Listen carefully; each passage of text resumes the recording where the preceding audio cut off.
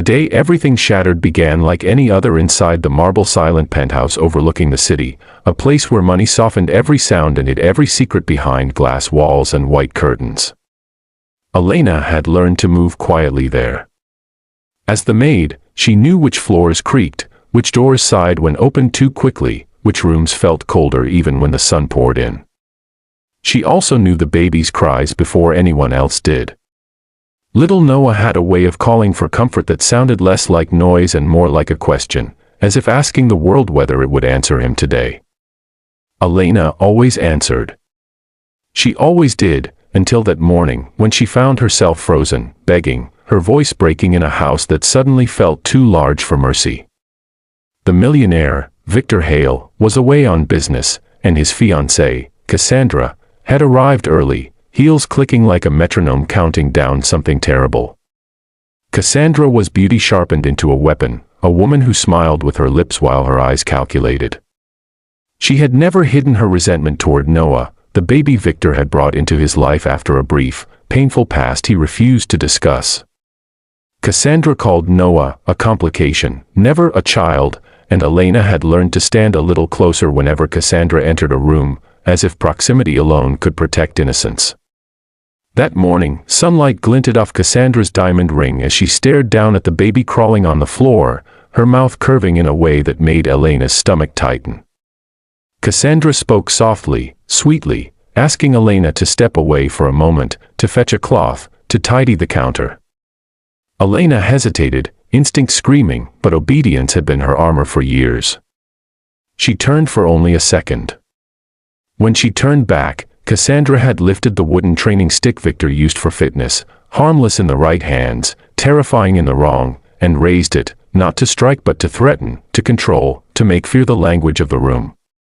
Elena dropped to her knees, the world narrowing to the space between Cassandra's raised arm and Noah's trembling body. "Please," Elena begged, hands pressed together as if prayer could become action. "Please stop. He's just a baby." Cassandra's smile vanished, replaced by something colder. She said words Elena would never forget, words about lessons and order and how children needed to be shaped early. The stick hovered, the baby cried, and time stretched thin as glass. Elena lunged, her palms skidding on the polished floor, her voice cracking again and again. What Cassandra did next left everyone shocked, not because she struck the baby, but because she didn't need to. She dropped the stick with a deliberate clatter, leaned down, and whispered something into Noah's ear that made him go silent, his cries stopping as if a switch had been flipped. The room filled with a silence so loud it hurt. Cassandra straightened, composed, and told Elena to remember her place. That was the moment Elena understood that cruelty did not always announce itself with blows, sometimes it arrived with words chosen to bruise where no one could see. Elena gathered Noah into her arms, feeling his tiny heart racing, feeling a tremor that was not fear alone but confusion, as if the world had spoken in a language he didn't yet know.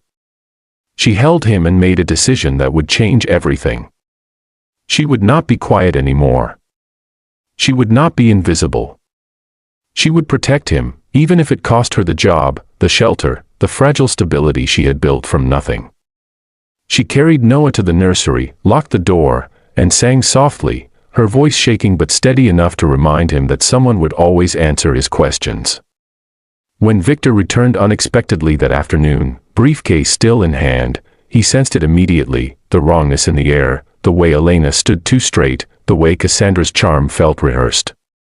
Victor had built his fortune by noticing what others missed, by listening between words, and when he knelt to greet his son, he felt the tension in Noah's small body and saw the shadow in Elena's eyes. Cassandra spoke first, light and dismissive, suggesting Elena was overreacting, that babies cried for attention, that discipline was misunderstood kindness. Victor listened, nodded, then asked Elena to speak. Elena's hands trembled, but she told the truth in one long breath, every detail plain, every plea she had made, every word Cassandra had whispered. The room seemed to tilt as Victor processed it, his jaw tightening, his gaze turning from Cassandra to the dropped stick lying where it had been left, a symbol of something far worse than wood. Cassandra tried to laugh it off, to twist it into a misunderstanding, but the mask cracked when Victor asked her to repeat the words she had said to the baby. She couldn't. Silence betrayed her. Victor ended the engagement that day, not with anger but with a finality that echoed louder than shouting. Security escorted Cassandra out as she protested, as neighbors peeked, as the illusion collapsed. Victor knelt again, this time to Elena, and thanked her, not with money, not with promises, but with something rarer, respect. He told her she had saved his son not just from a moment, but from a future shaped by fear. The story spread quietly at first, then widely, not as gossip but as a warning and a testament. Elena became more than a maid, she became family. She stayed, helping raise Noah with gentleness and boundaries built from love, not threats. Years later, Noah would not remember the day directly, but he would feel its echo in the safety he carried within him, in the way his father listened, in the way Elena never left his side when voices rose.